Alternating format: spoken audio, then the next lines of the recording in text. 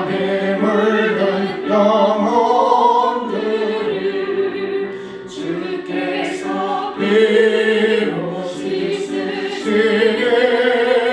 지금도 흐르는 햇빛에 눈보다 이내 씻어라.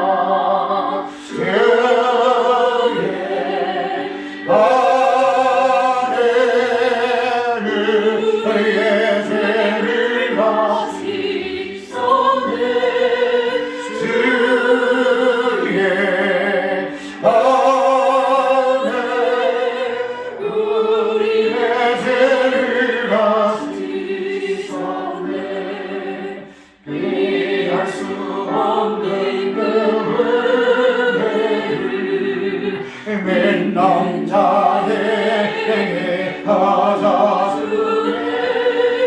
형제여 주 앞에 나와서 다들 제 말고 따르라.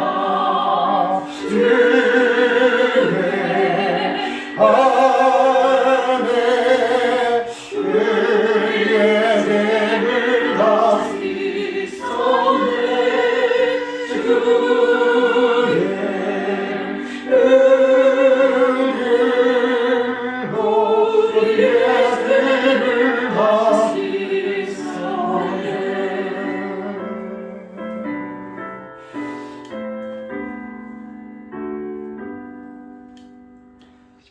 마태복음 성경 28장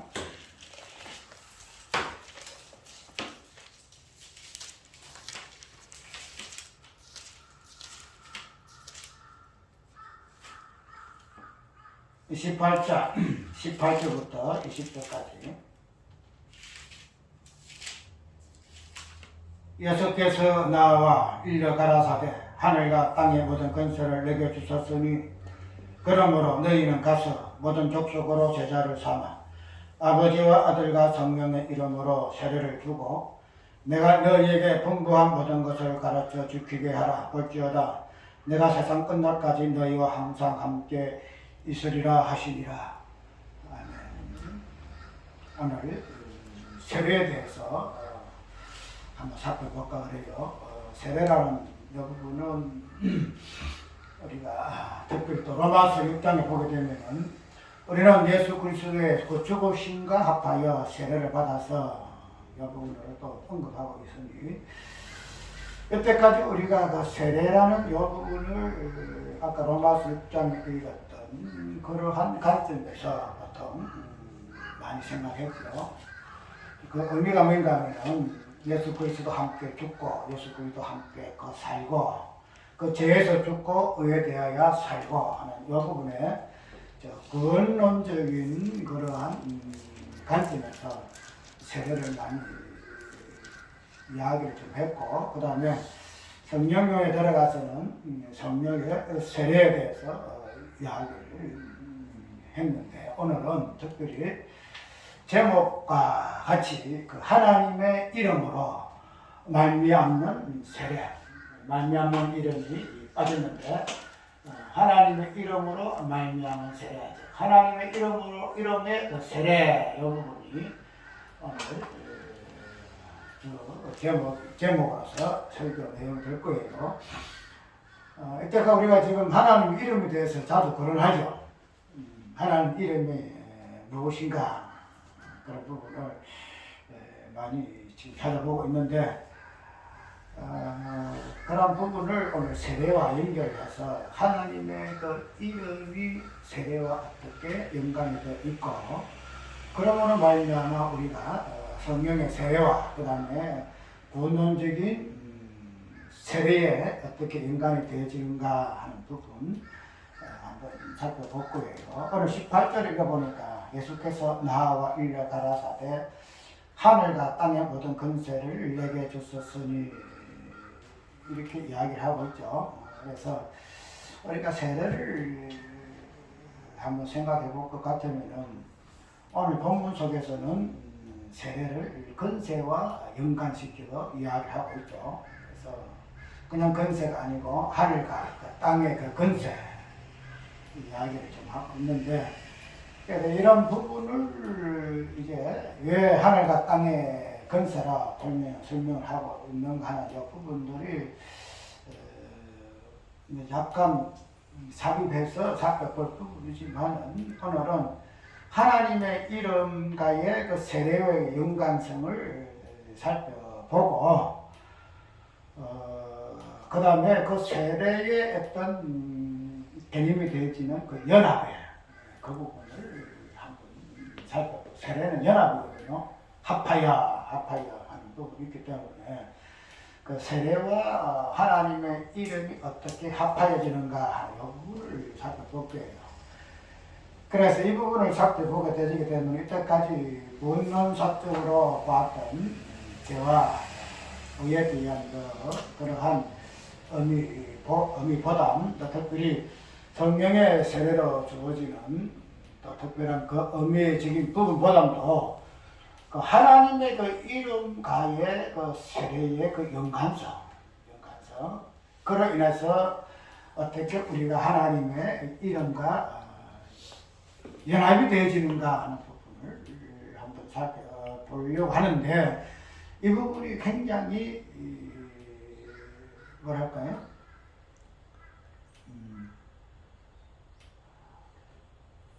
잘못 들으면 소화가 안 되는 그런 설교예요. 이거는 소화가 안 되고, 그래서 사도 바울도 그랬어요.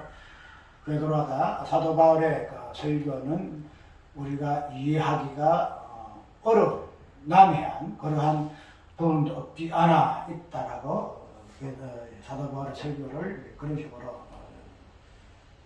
이야기했지요. 그렇기 때문에 오늘 이 설교는 그런 부분에서 내가 좀 인용을 좀 하고 싶어요. 이때까지 세례에 대해서 그 부분은 언급되어 있지 아니했는데, 모르지 다른 설교에서 이 부분이 언급되어 있는가 하는 부분은 내가 설교 다 안 찾아서 모르겠는데, 어쨌든 오늘 본문의 그 설교의 어떤 그 내용들은 하나님의 세례가 단순히 그냥 예수님의 그 부분, 연합된 부분으로만 이야기하는 것이 아니고 하나님의 그 이름과 연합된 부분으로 이야기하고 있기 때문에, 연합이라는 이 부분, 합하여 하는 이 부분들이 하나님의 그 이름하고 어떤 부분에서 연합이 되고 합하여지는가 부분으로 보게 되기 때문에 조금 설교로 말할 것 같으면 진보적인, 굉장히 보수가 아니고 진보적인 그런 설교를 나아갈 것이다 이렇게 이야기를 해요. 그래서 소화가 잘 안 되더라도 이거는 앞으로 설교 듣는 자들이 연구를 좀 많이 하고 과연 그러한가 그 부분들을 깊이 묵상하는 이런 시간들을 있어야 될 것이고, 그래서 이 부분들이 지금은 소화가 안 되더라도 나중에는 소화가 돼서 많은 영향을 줄 수 있는 그런 설교가 되었으면 하는 그런 바람이에요. 내가 왜 이런 설교를 자주 하는가 하면은, 이제는 전에와 같이 설교 이 부분에서 조심성이 없어. 쉽게 말해서 이 눈치 보고 저 눈치 보고 할 말 안 할 말 가려가면서 할 수 있는 지금 여건이 아니 된다 말이지.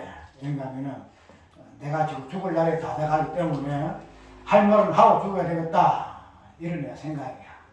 그래서 이 눈치 저 눈치 보다가 할 말도 못하고 죽으면 얼마나 억울하겠어, 설교하는 사람이. 그래서 하나님 주시는 은혜대로 그 말씀의 계시의 내용대로 이 땅에 살 때에 할 말을 다 하고, 그 뒤에 받는 이에 그 부분은 받는 이가 어떻게 받는가 하는 부분은 그 다음에 입장이고, 내 입장은 할 말은 해야겠다 말씀 가지고. 그래서 2단이니 3단이니 그런 소리가 들리다 할지라도 거기에 대한 평가는 나중에 후세에 하게 되어지고, 지금은 그런 평가를 받아도 나는 고소한다, 충분히 내가 이해를 한다, 그거를 각오를 하고 있다.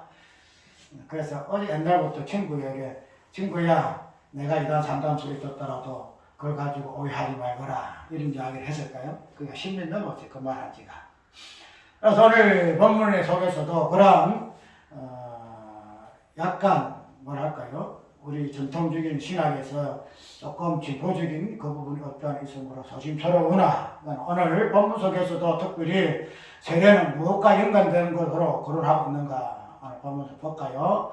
그러므로 너희는 가서 모든 족속으로 제자를 삼아 아버지와 아들과 성령의 이름으로 세례를 주고 이렇게 이야기를 하고 있다는 거죠. 그래서 단순하게 그냥 아버지, 아들, 성령 이렇게 아버지의 이름과 아들의 이름과 성령의 이름으로 이렇게 번복하고 있지 않지만은 그러나 아버지와 아들과 성령의 이름으로 세례를 주고 하고 있음으로 인해서 세례란 것은 어떻게 진행되죠? 성부의 이름으로, 성부의 이름으로, 그 다음에 성자의 이름으로, 그 다음에 성령의 이름으로 이렇게 세례를 주게 돼 있다. 그때 세례를 주게 되게 되면은 세례는 그냥 이렇게 해야죠.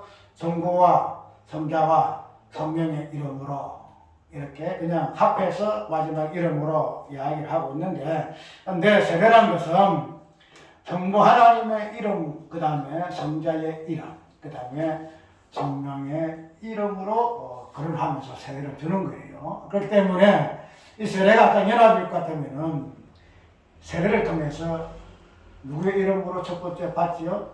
성부의 이름으로. 그래서 성부 하나님과의 그 연합, 그 다음에 성자 하나님과의 그 연합, 그 다음에 성령 하나님과의 그 연합, 이 부분으로 우리가 세례의 연합의 의미를 이해를 해보아야 한다는 거죠.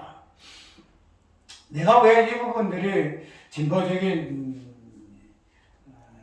신학이고 사상이고 설교라는 이야기를 하는가 하면은, 이때까지 우리가 세례는 그냥 예수 그리스도의 그 이름, 그러니까 로마서 6장에 있는 것대로 예수 그리스도의 그 죽으심과 합하여 이렇게 분명히 이야기해서 예수 그리스도를 중심으로 해서 세례를 이야기하고 연합을 이야기하고 있으므로 인해서 그냥 예수 그리스도의 그 이름, 분명히 세례는 성부와 성자와 성령 이름으로 세례를 주지만, 그러나 그런 것들을 모두 잠정적으로 누구의 이름으로? 예수 그리스도의 그 이름으로 여기서 세례를 주고 있다는 거죠. 그렇게 해서 잠정적인 예수 그리스도의 이름만 이야기하다 보니까 뭐가 되죠?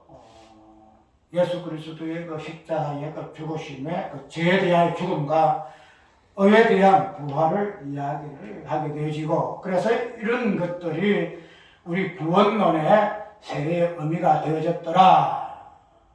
그래서 구원을 이야기할 때는 꼭 이 연합, 세례 그 부분을 언급하는 이유가 바로 여기 있으니 예수 그리스도가 구원 그 의미이기 때문에 그렇게 이때까지 이해를 했다는 거죠. 그 다음에 세례가 성령의 이름으로 성령과 관계 있는 이 부분을 이야기될 부분은 뭔가요? 성령은 세례, 성령 세례, 성령하고 세례잖아요. 성령의 세례 이렇게 하기 때문에 주로 예수 그리스도의 어떠하신 이름, 그 다음에 성령의 어떠하신 이름 그 부분을 가지고 세례를 이야기를 많이 했어요. 그런데 오늘 분명히 마태복음 18장에서는 세례는 누구로부터 시작하죠? 성부 하나님의 이름으로 시작하는 거죠. 성부 하나님 이름으로, 그 다음에 성자 하나님의 이름으로, 그 다음에 성령 하나님의 이름으로 시작되어서 있기 때문에 세례를 이야기할 때는 꼭 이 성부와 성자와 성령 이름으로 같이 거론해야 그 중심이 성부 하나님의 이름으로부터 시작되어야 한다는 거죠. 그런 부분은 우리가 너무 구원론적인 부분에서 아까 로마서 6장을 언급하다 보니까 성자 예수 이름만이 중심되어서 세례 연합을 이야기했는데, 그러나 우리가 세례를 연합을 이야기할 때는 꼭 성부로부터 시작을 해야 한다는 거죠. 우리가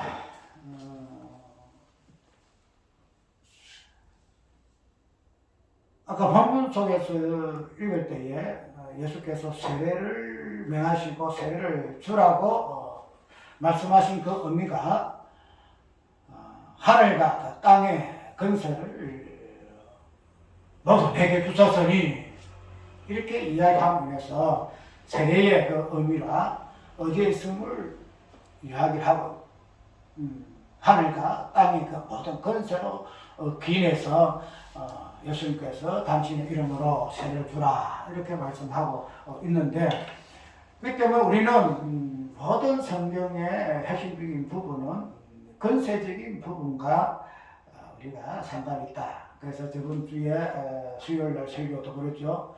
공중의 교회 위에 사탄의 공중의 건세 잡은 자가 있다. 이렇게 이야기하죠. 그래서 이 사탄은 건세적인 부분에서 무엇을 쟁취하려고 합니까? 마귀가 건세를 잡기 위해서는 꼭 필히 이루어야 할 부분이 있어요. 뭐예요? 하나님과 같이 돼야. 하나님 같이 되어야만이 건세를 잡을 수가 있어요. 왜? 하나님은 건세의 정점이기 때문에 그렇더라. 그래서 이것을 우리가 세례의 어떤 귀인에서 세례의 베품의 어떤 요인으로 우리가 이해해 볼 것 같으면 우리가 이 건세의 어떤 부분들이 마귀가 하나님 되게 하시기 위해서 그가 마지막에 몸부림치는 의미일 것 같으면 우리가 구원이라는 요 개념도 근본적으로는 건세의 개념이다 이 말이에요. 건세.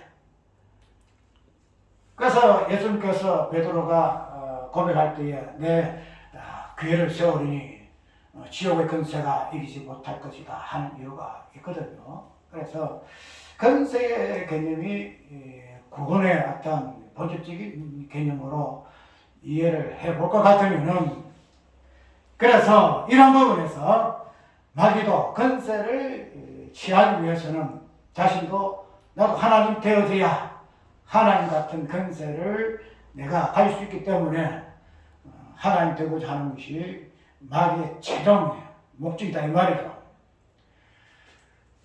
그러게 되면 오늘 우리가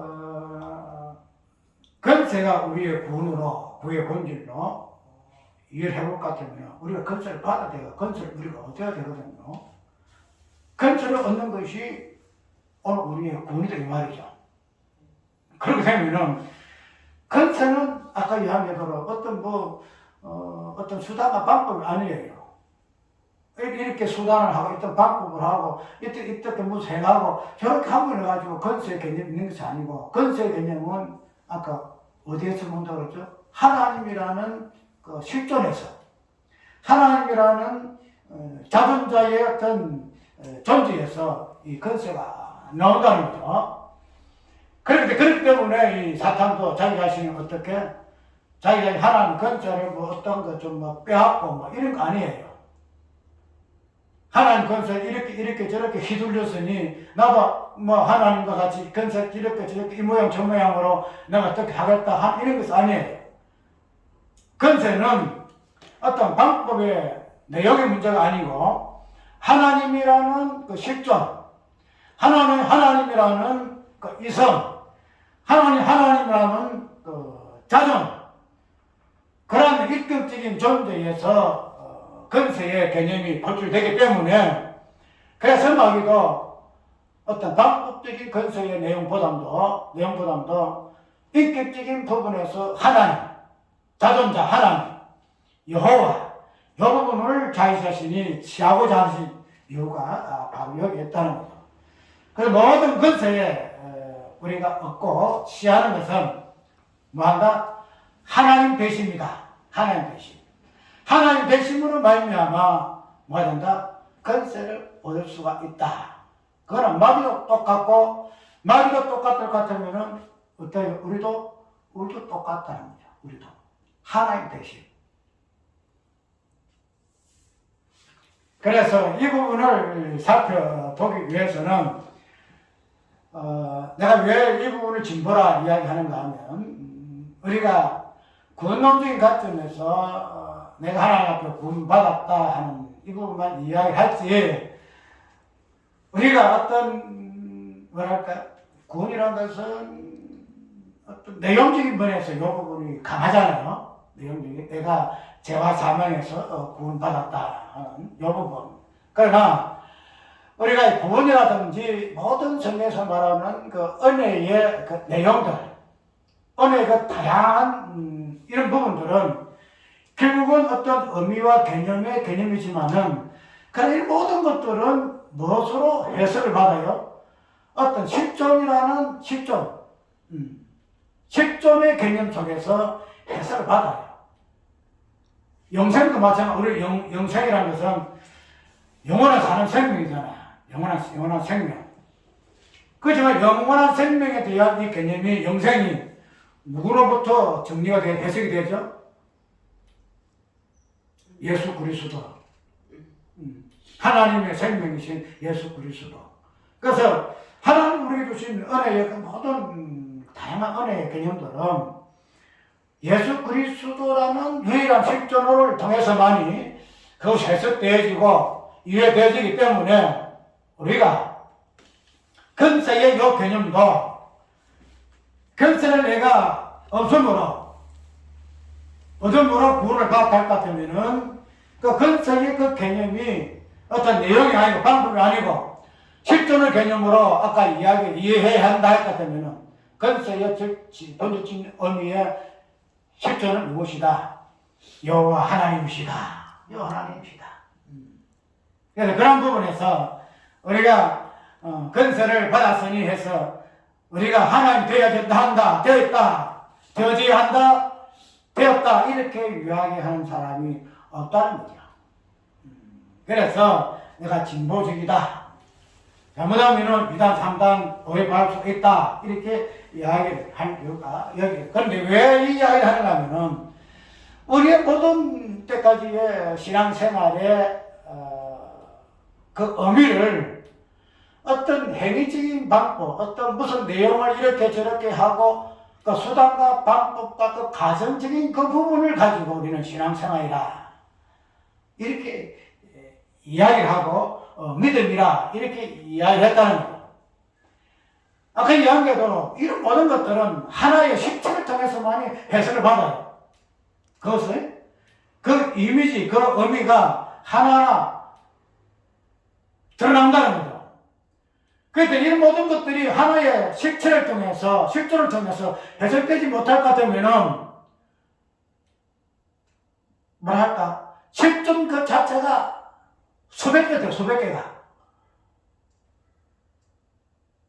구원이라는 그 개념도 구원의 개념에 해석해주는 실존이 따로 있고, 은혜라는 요 개념을 설명하는 실존이 따로 있고, 다양한 우리 하나님 주시고 신앙생활의 여정에 나타나는 이런 모든 것들이 각각의 실존의 개체를 가질 수밖에 없다. 그런데 성경에서 말하는 유일한 실존은 하나밖에 없다. 하나. 그래서 하나님을 하잖아요. 하나밖에 없어 하나님이라 이야기하고 있기 때문에 우리가 이 부분에서 모든 것들의 해석하는 부분에서 유일하게 하나로 실존으로 우리가 이해를 해야 될 이유가 바로 여기 있다는 거예요.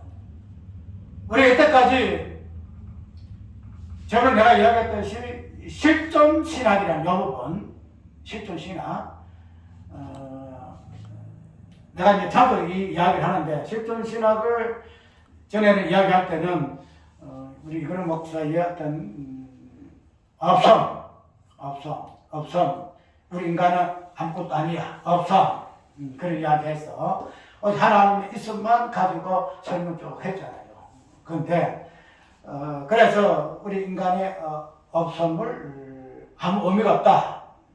그런 이야기 했는데, 나는 이제 그 양반하고 한 번씩 교제를 할 때마다 나하고 조금 괴리 차이점 있는 것은 뭐인가 하면 우리는 있다는 거지. 우리는 있다.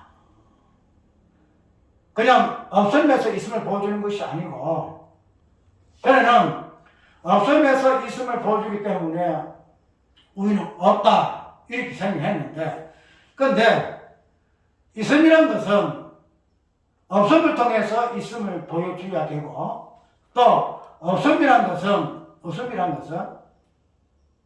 우리 인간 아무것도 없어 이리 이야기하잖아. 없어 이리 이야기하는데, 이 없음을 보여주고 드러내기 위해서는 있음이 있어야 하는 거야. 있음이 있음을 드러내기 위한 것이 아니고, 있음이 왜 있어야 하는가 하면 있음만이 없음을 드러내주는 유일한 개념이기 때문에 그렇단 말이야. 그래서 이 부분들이 이거는 정리를 못하는 건지 아니면 안 하는 건지 그냥 넘어가는 건지 모르겠어. 우리가 알잖아요. 우리가 없음을 가지고 어떻게 없음을 증명해? 맞죠? 없음 증명할 절대 없어. 없음 없는 그 자체니까 증명할 수가 없어. 그래서 있음을 가지고 증명해야 하는데 그 있음이 하나님이시다. 맞아요. 그런데 그 하나님의 그 있음이 우리가 이야기하는 예수 그리스도의 그 있음이거든. 하나님 있음이 없음을 이야기한다 할 것 같으면은 그 하나님의 있음이 예수 그리스도의 있음이다 말이야. 그러면 예수 그리스도의 있음은 또 동일하게 누구의 있음? 우리의 있음이 되긴다는 거예요. 왜? 예수 그리스도의 있음은 없음에 기인하고 없음도 같이 포함하고 있기 때문에, 그래서 나는 그 부분에서 내가 보통 우리 언약 관점에서 보는 목사님들이 주로 그 이야기를 많이 하잖아요. 없음을 강조 많이 해서 오직 하나님 일하시면 참 이야기를 많이 해요. 그리고 또 그 언약을 이야기한다 할지라도 이 부분이 없는 사람들은 그냥 뭐 있음만 이야기 강조 많이 하고 얘기하고 있는데, 그런 부분에서 내가 이때까지 말 안 했어요. 말을 해봐야 뭐 서로 싸움 날 거 별로 날 것이 해서 이제 안 했는데, 아까 이야기한 저는 이것을 참아야 할 이유가 없다는 거죠. 나는 있음. 없음에서 있음으로 보여주고 있음에서 없음 보여주는 그 있음 없음을 내가 이해해야, 그래서 그거를 하나의 실존의 개념으로 이야기를 하다 보니까 이제 모든 부분에서 이렇게 이제 설정을 그렇게 하는 거냐면, 설정을 해서 아까 이야기한 대로 세례라는 요 부분, 건설이라는 요 부분도 어떤 뭐 하늘과 땅의 모든 건세니까 우리가 알고 있는 그 통치라는 여러 어떤 우리가 알고 있는 세상의 건세자들이 뭐 누리는 이런 건세 개념에서 떠나서 실제 그 건세의 그 본질이 되는 그 실존, 어떤 내용이 아니고 어떤 실존 자본이라는 요 어떤 실체를 통해서만이 건세 개념이 나오기 때문에, 그런 부분을 우리가 건세 개념을 우리에게 적용시키기 위해서는 내가 어떻게 되어야 된다? 내가 건세의 본질이 있는 실존을 되어야 한다는 거야. 내가. 만약 내가 이 건세 실존에서 실존이 안 될 것 같으면은 나하고 건세는 아무 상관없어. 왜? 건세는 실존을 통해서, 실제 존재하는 것을 통해서만이 이 건세가 설명되어지고 드러나기 때문에, 그래서 실존을 이야기하지 않을 수가 없다 하는 부분이 여기에 있다는 거죠. 우리가 좀 길더라도 성경에 보면은 삼일체가 나오잖아요. 삼일체가 나오는데, 이 삼일체 여부는 우리가 어떤 조직신학에서 신론에서만 이 부분을 설명하기 위해서의 삼일체가 있는 것이 아니야. 이것이 오늘 설교를 위한 키포인트야. 이거는 무슨 말이냐면, 삼일체가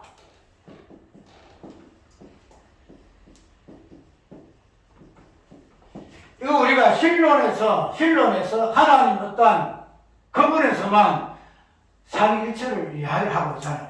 그래서 뭐 별놈에 다 설명을 다 해서 하지만은 이건 하나의 신비잖아. 어떻게 삼위가 일체가 되냐 말이죠. 삼위지 일체가 되냐 뭐 별 생각이 나지만은, 그러나 이 삼위일체라는 이 부분을 관점할 때까지 신론의 관점에서만 생각해서는 안 된다는 거예요. 왜냐하면 우리의 어떤 구원을 이야기해봅시다. 구원이라는 것은 하나님의 어떤 신론에서 출발한 개념이거든. 맞잖아. 하나님 어떤 신론에서 구원이라는 개념이 주어진 개념이기 때문에 삼위일체 신론의 근간을 이루는 이 삼위일체의 이 부분에서 무엇을 봐야 하는가 하면은 구원의 본질적인 의미가 무엇인가 하는 이 부분이 드러나야 한다는 거다. 이 부분이. 그럼 이 삼위일체가 어떻게 구원의 어떤 부분을 기가 막 구원에 대한 양식이다, 양식. 방법이라든가. 그렇게 되면은, 단순하게 삼위일체가 어떤 신론에서 하나님이 삼위에 있었다가 일체 되신 분으로 설명하고 있지만, 요거를 구원론적으로 우리가 풀게 되면은, 이 자체의 어떤, 일체의 어떤 관계에서, 요 부분이 뭐가 된다? 구원의 어떠함에 대한 뉘앙스를 풍긴다는 거야.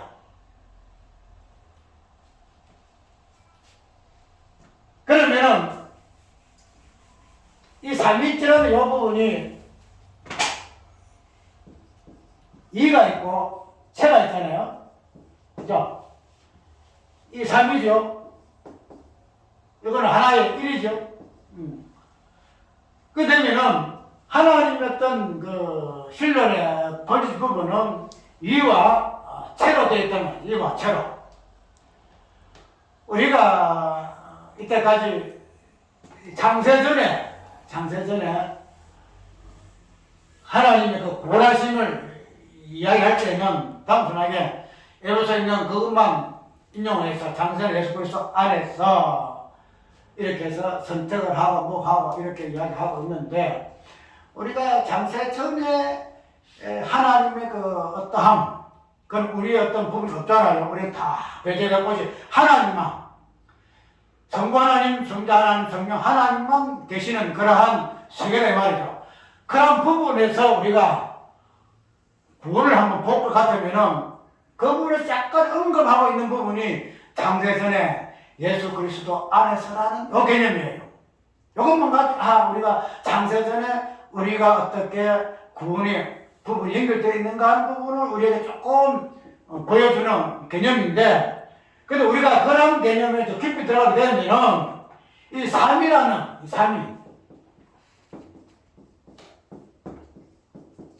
삼이라는 이 일체가 구원이 무엇인가 하는 부분을 보여주는 개념으로 이해를 해야 합니다. 자, 성부 하나님, 이거는 너무 길어요. 그래서 나중에 하기로 하고, 성부 하나님, 그 다음에 성자 하나님, 이 부분이 위가 나뉘잖아요. 성부 하나님의 1위가 성부 하나님 2위, 그 다음에 마지막에 성령 하나님의 3위로 이렇게 나뉘어요. 나뉘는데, 우리가 이 성자라는 2가 나뉘어서 성자가 되시는 이 부분이 예수님이거든. 예수님. 이 예수님만 딱 빼게 되면 이제 여기서 구원의 본질적인 부분이 딱 나오는 거예요. 예수님 이름이 뭐예요? 구원자. 그리고 이 예수님이 행하셨던 모든 것들이 우리의 뭐가 돼요? 구원의 근거가 된다는 거죠. 십자가 부활이라든지. 그 행하신 것들이 구원의 근거가 된다는 거죠. 그러면은 이 성자라는 이 개념 자체가 벌써 뭐예요? 이 되시는 성자 하나님으로 불리워진 이 자체가 뭐예요?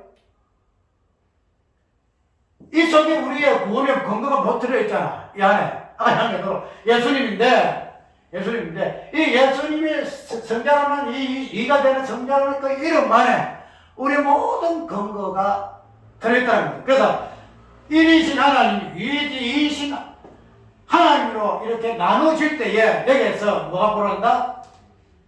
우리의 어떤 구원을 이해할 것 같으면 구원의 근거가 발생한다는 거예요. 발생한다. 그것이 이제 마지막에 십자가 부활, 당신이 일단 오신가, 십자가 부활신가, 그 다음에 성천하신가, 다시 오심으로 이것이 완성이 되어지겠지만은 그러나 이 하나님에서 이 하나님으로 나누어질 때, 성자 하나님으로 나누어질 때에 여기서부터 우리 구원의 모든 내용들, 구원의 근거들이 보여진다라고 우리가 이해를 할 수 있다는 거예요. 그렇게 되면 우리가 단순하게 아이고 하나님이 삼위 하나님이 일위 하나님이 이 하나님으로 그 다음에 삼위 하나님으로 되었으니 우리가 삼위일체 하나님이시다 이렇게 실론적인 관점 보지 말고 이것을 구원론적 관점 보게 되게 되면은 이 삼위일체 그 자체가 구원이 무엇인가? 왜 하나님이 일위 하나님이신 일체 하나님이신 하나님이 1위에서 3위, 2위, 3위로 나뉘어질 수밖에 없는가 하는 요 부분들이 삼위일체라는 요 실론적인 개념 속에서 보여진다는 거죠. 자, 그럼 이게 이제 중요한, 이게 기본적인 중요한 근본인데, 그러면 바로 우리가 구원이라는 것은 일격.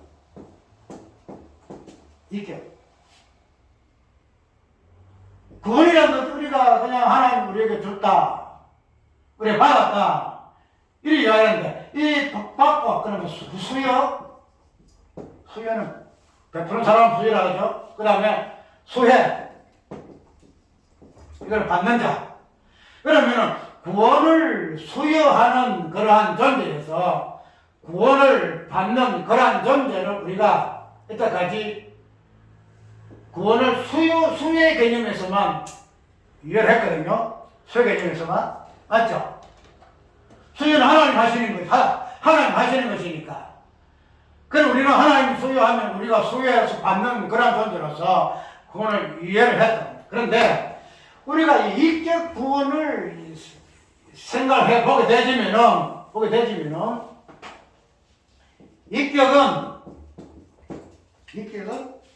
인격으로만 끝나는 것이 아니잖아요. 맞죠?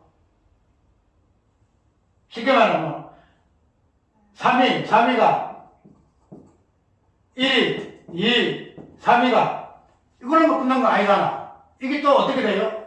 일체로 통일된다는 거죠. 그래서 인격이라는 요 개념은 일체가 되어지는 요 부분을 포함하고 있다는 거야. 그러면 아까 우리가 구원을 구원이라 이야기했죠. 인격 구원. 이거는 이때까지 써지지 않는 개념의 인격 구원인데, 왜? 하나님이 삼위일체에 대한 그 인격에서 구원의 어떤 부분들이 이미 우리에게 계시되었기 때문에 그런 부분들이 어떻게 돼요? 마지막 우리에게 적용되어지는 것이 구원이다. 그러면은 구원은 인격이다. 인격 구원이다. 쉽게 말해서 수요에서 수혜로. 우리가 이때까지 알고 있던 그 수혜 개념에서 떠나서 수혜는 어떤 개념이에요? 인격 개념이죠. 인격. 왜? 일체에서 나눠지기 때문에. 이게 어려워요. 인격에서 일체에서 나눠지는 것이 수혜단 말이죠. 수혜. 그러면은 이 인격이 다시 일체로 돌아가는 것이 수요. 그래서 우리가 이때까지 알고 있던 구원이 수의 개념이에요. 수혜. 우리가 받았다. 그런데 이 받았다는 개념이 수혜가 수요 개념으로 돌아가기 위해서는 어떻게 돼야 돼요? 인격 구원이 일체 구원으로 돌아가야 한다는 거예요. 일체 구원으로. 그렇게 되면은 우리가 이때까지 이 부분을 보완 설명해서 우리가 연합을 이야기하잖아. 연합을 이야기할 때에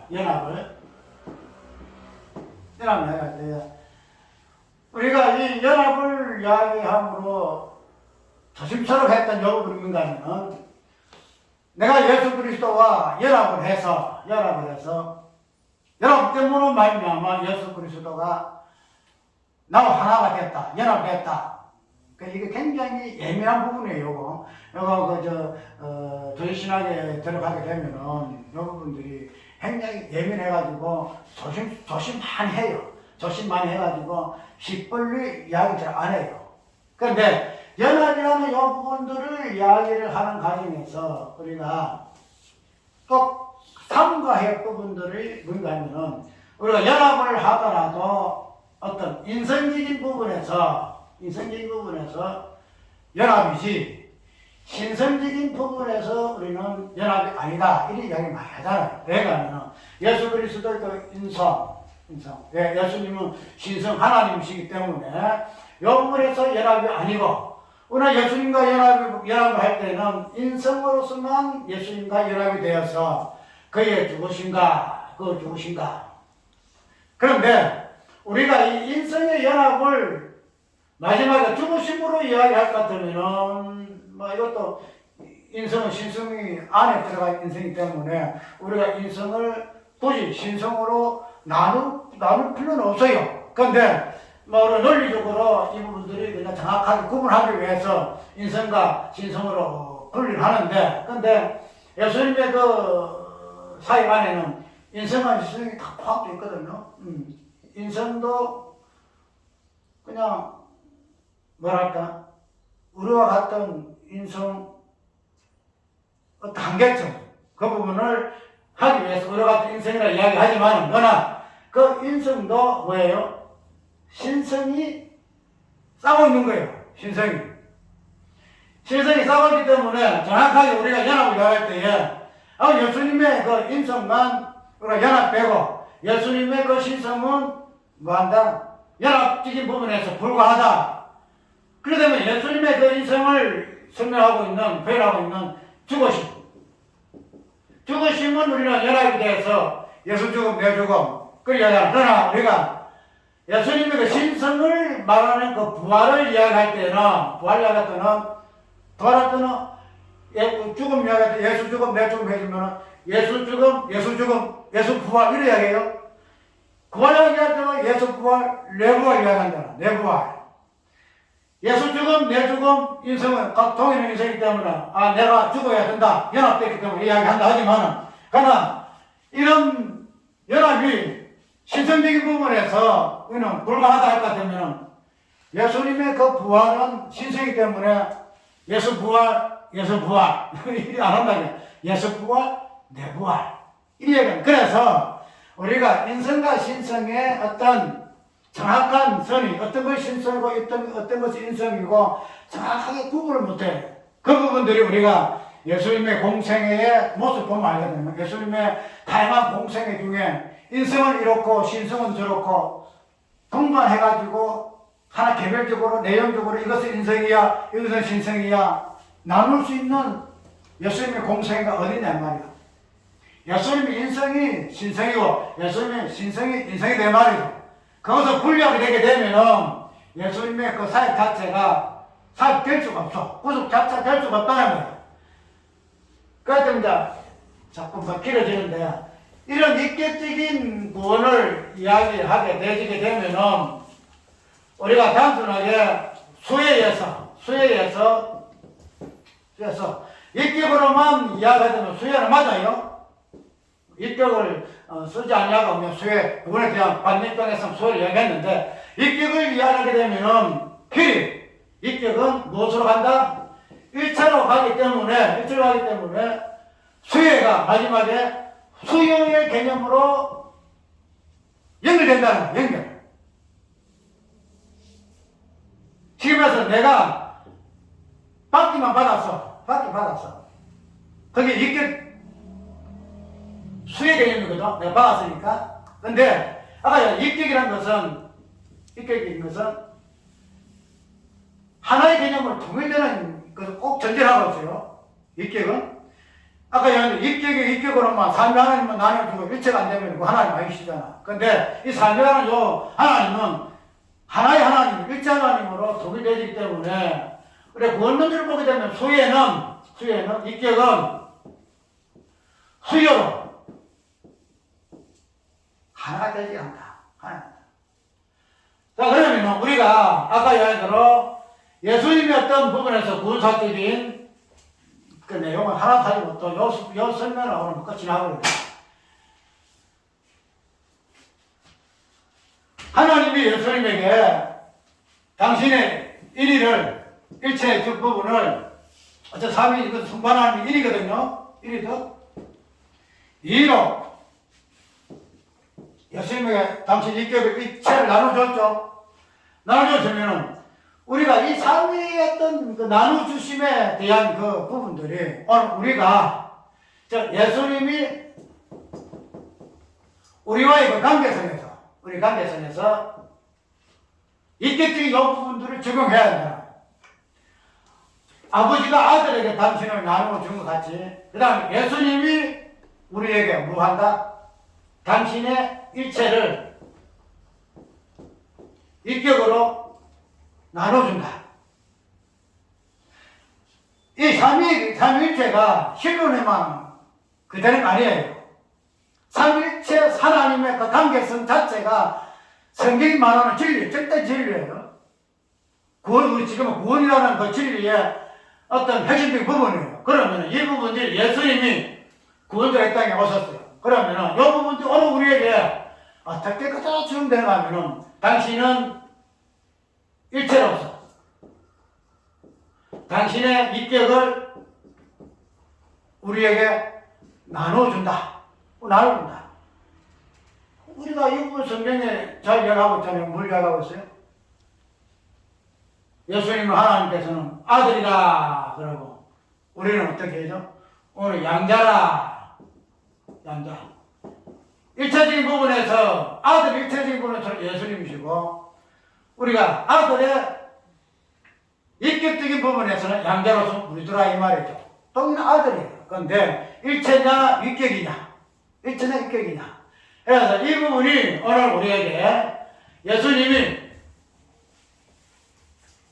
우리에게 구원을 베풀 때에 당신의 일체되심에서 뭐예요? 인격으로서의 예수, 인격으로서의 예수, 일체로서의 하나님이시면도 삼위로서의 하나님, 일체로서의 예수에서 인격으로서의 예수, 우리 이것을 뭐라고 하면은 실존이다 이렇게 이야기한다는 거예요. 그렇기 때문에 우리가 이 하나님의 그 이성이라는 이 실존에서 이 모든 부분들을 해석하게 되게 되면은 결론적으로 이런 식으로 인격이 어떻게 일체가 되고 일체가 어떻게 인격으로 나누어지는가 이 부분에서 어떤 실존에서 나누어지는 부분이 있기 때문에 다른 내용이 들어갈 이유가 없어요. 예. 인격적 실존에서만 이것이 주고받고 나누어지고 하나로 통일되어지는 부분이 있기 때문에 그래서 내가 이 부분이 앞으로 우리가 신학과 신학사상에서 키포인트로 한번 연구되어야 한다. 그냥 실존 신학이 불틀만이 어떻고 뭐가 어떻고 이 사람 현대 신학이 어떻고 이래서 이 부분은 배제할 것이 아니라 성경에서 말하고 있는 진정한 그 실존 이성이라는 그 실존의 의미가 성경에서 어떻게 하나님의 실존에서부터 우리의 구원론에까지 쭉 이어지고 완성되어 가는가. 네, 저번에 이야기했죠. 나라는 존재를 통해서 예수 이름이 부여되고 사도행전에서 일어나 그러나 예수 이름을 내게 주노니 일어나 그러라. 이름이 부여되고 주어질 때에 그 사람이 완전하게 새로운 인격체로 실존하게 되었다. 구원되었다 하는 설명하고 그때에 그 개념이 여기서 출발하는 거예요. 그래서 우리가 다음에 또 기회 있으면은 이 부분을 보기도 하고 또 오늘은 인격적인 부분에서 어떻게 이 부분들이 되고 있는가. 오늘 내용은 다음에 하도록 합시다. 어떤 삼일체에서 인격에서 이 부분들이 나눠지는 이 부분만 설명했는데 그 다음에 성부 하나님의 이름과 연합되어 줌으로 인해서 우리가 어떠한 모습이고 그 다음에 성자 하나님의 연합에서 우리가 어떠한 모습이고 그 다음에 성령 하나님의 이름과 연합됨으로 반면 우리가 어떻게 되어지는가 하는 부분은 다음에 시간이 있으면 오후에는 다른 글이 있으니까 다음 하는 것으로 마치도록 합시다. 참